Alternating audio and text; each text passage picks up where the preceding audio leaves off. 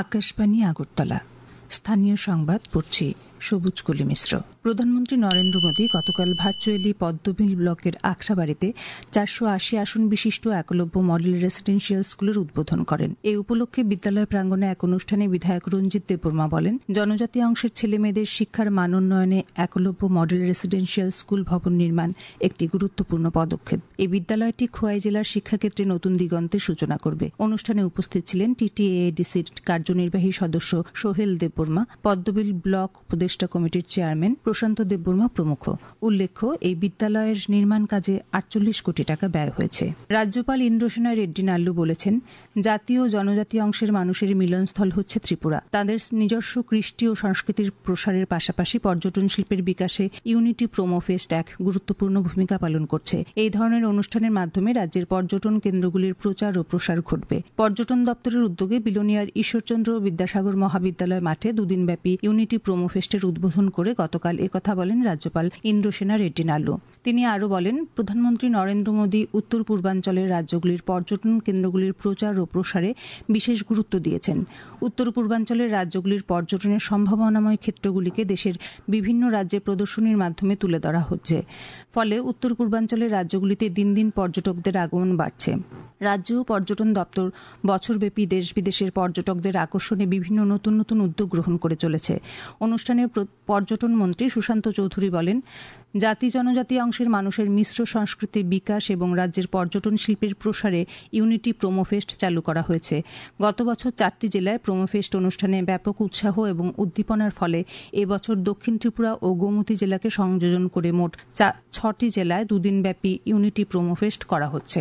রাজ্যের কৃষ্টি ও সংস্কৃতিকে দেশ বিদেশে তুলে ধরার পাশাপাশি রাজ্যের পর্যটন শিল্পের মাধ্যমে রোজগার সৃষ্টির উদ্দেশ্য নিয়ে প্রোমো ফেস্ট করা হচ্ছে। এই ধরনের অনুষ্ঠানের মাধ্যমে রাজ্যের পর্যটন কেন্দ্রগুলির প্রচার ও প্রসার ঘটবে এবং কর্মসংস্থান সৃষ্টির পাশাপাশি রোজগারের সুযোগ সৃষ্টি হবে।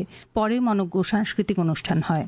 প্রধানমন্ত্রী নরেন্দ্র মোদী গতকাল বিকেলে গুজরাটের আদিবাসী অধ্যুষিত নর্মদা জেলার দেদিয়াপাড়া শহরে 9,700 কোটি টাকারও বেশি মূল্যের উন্নয়ন প্রকল্পের উদ্বোধন ও ভিত্তিপ্রস্তর স্থাপন করেছেন।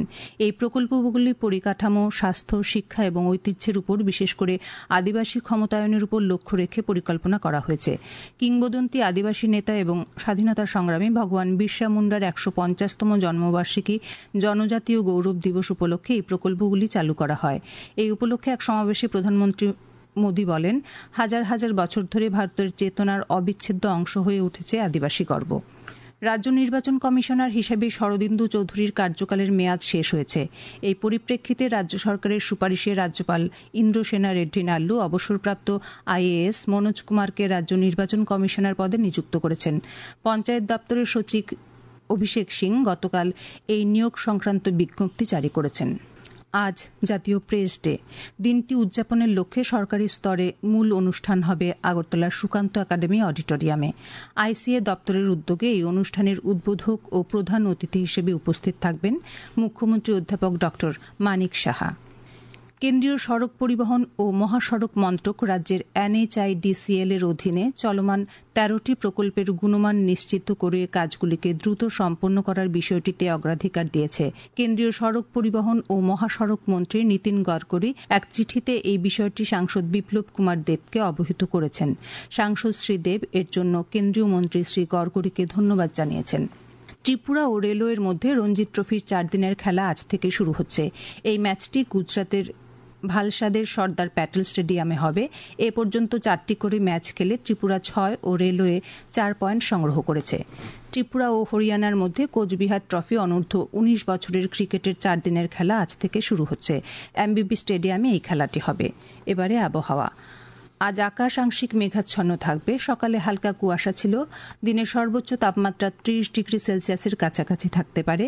আজ ভোরে সর্বনিম্ন তাপমাত্রা ছিল 17 ডিগ্রি সেলসিয়াস। স্থানীয় সংবাদ এখনকার মতো এখানেই শেষ হলো। পরবর্তী স্থানীয় সংবাদ প্রচারিত হবে সন্ধে 7:55 মিনিটে।